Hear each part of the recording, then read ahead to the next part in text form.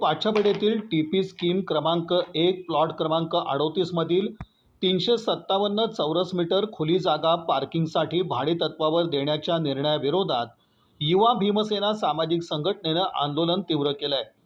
गेल्या 6 महिन्यांपासून सुरू असलेल्या आंदोलनानंतरही दखल न घेतल्यानं संघटनेचे संस्थापक अध्यक्ष महेश अण्णा डोलारे यांनी 6 जुलैपासून आमरण अन्नत्याग उपोषण सुरू केलं आहे। महापालिकेच्या भूमी व मालमत्ता विभागानं जागा भाड्यानं देण्याची प्रक्रिया नियमानुसार झाल्याचा दावा केला असला तरी यापूर्वी त्याच जागेवरील अतिक्रमण हटवण्यात आल्याची नोंद आणि पत्र्याची घरं पाडल्याचे पुरावे उपलब्ध असल्यानं प्रशासनाच्या भूमिकेत विसंगती असल्याचा आरोप संघटनेनं केला आहे।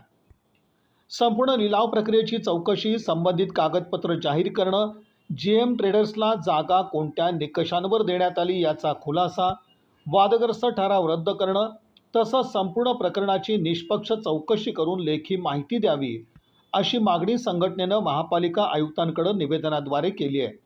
मागण्या मान्य न झाल्यास आंदोलन अधिक तीव्र करण्याचा इशाराही संघटनेनं दिला आहे। गेल्या 3 दिवसापासून आमच्या माता बहिणी या ठिकाणी आमरण अन्नत्याग उपोषणाला बसल्यात आणि सोलापूर महानगरपालिकेचा बघा खोडसाळपणा।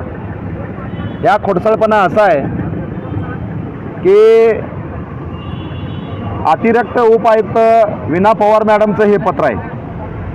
हे मॅडम महाशय काय म्हणतात की त्या ठिकाणी पत्र्याचे शेड नव्हते, कुठलेही लोक राहत नव्हते, तुम्ही चालू असलेलं आंदोलन तुम्ही आंदोलन करू नका, जर आंदोलन केलास तर त्याचा जबाबदार त्या आंदोलनामध्ये काय झालं तर तुम्ही स्वतः असाल।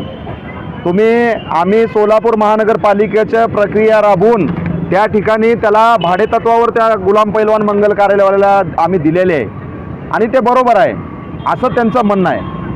आणि आम्हाला साफ म्हणतात की जर तुमच्या जीवा बरं वाईट काय झालं, तुमच्या कृत्य आंदोलनामुळे काय झालं तर याचा जबाबदार या ठिकाणी सोलापूर महानगरपालिका नसेल आणि तुम्ही आंदोलन करू नये।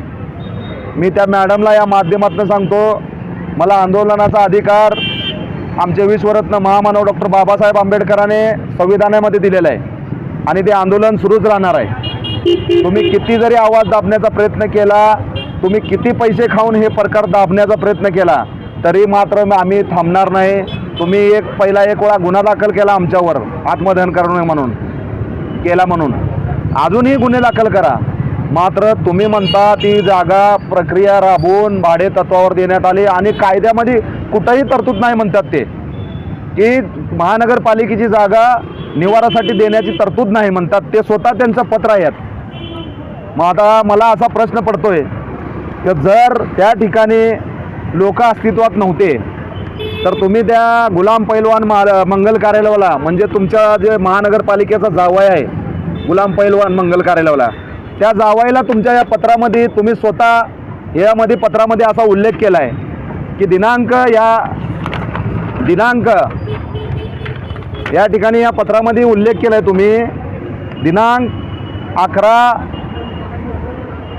24/11/2025 इकडे पत्र प्राप्त झालेलं आहे। अतिक्रमण विभागाने जागेवरील अतिक्रमण निष्कस्त केलेले आहे।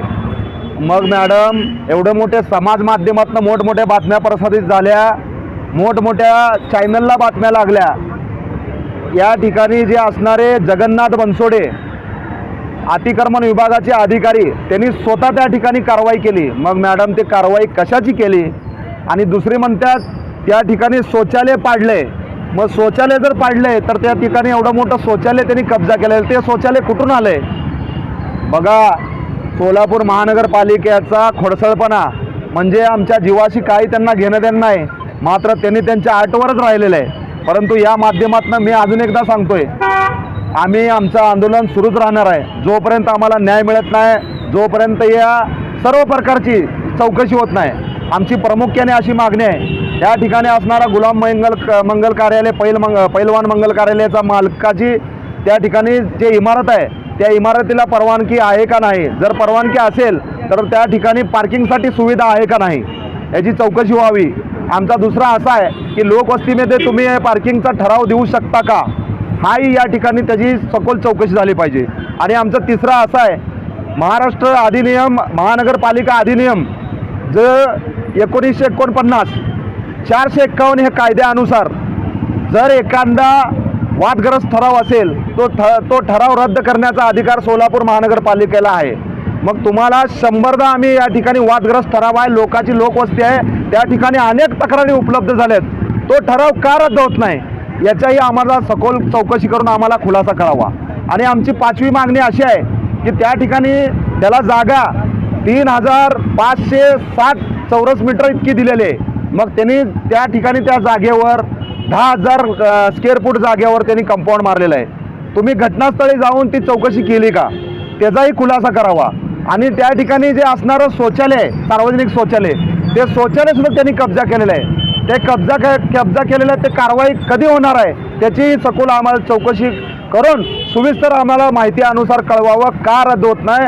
राज्यघटनेमध्ये अनुसूचित जाती जमातीच्या उन्नतीसाठी लोकांसाठी या ठिकाणी अनेक उपाययोजना आहेत. मग तुम्ही मॅडम स्वतः म्हणते की या ठिकाणी जर हा ठराव रद्द होत नसेल तर हा ठराव का रद्द होत नाही याची सखोल चौकशी होणं गरजेचं आहे. जोपर्यंत आम्हाला न्याय मिळत नाही या ठिकाणी आमचा हा लढा सुरूच राहणार आहे. ज्या पद्धतीने तुम्ही आम्हाला पत्र व्यवहार करता, तुम्ही त्या पत्रामध्ये सांगता की तुम्ही या ठिकाणी असणारं आंदोलन करू नये. मला राज्यघटनेने आंदोलनाचा अधिकार दिला आहे आणि तो अधिकार मी त्या अधिकारानुसार या ठिकाणी लोकशाहीच्या मार्गाने आम्ही आंदोलन करणार. बघा यांचा खोडसळपणा, यांनी कुठं बोगत्याल, या गरिबाच्या जीवाशी यांना काही देणं नाही. आम्ही मध्यंतरी त्या ठिकाणी आत्मदान केलो, तेही ठिकाणी यांना काही घेणं देणं नाही. फक्त आणि फक्त पत्राला पत्र देऊन दिवसा ढकलल्यात. आणि आम्ही बरोबर प्रक्रिया, तुम्ही बरोबर प्रक्रिया केलात तर त्या ठिकाणी असणारं रविवार दिवशी ठराव कसा मंजूर होतो?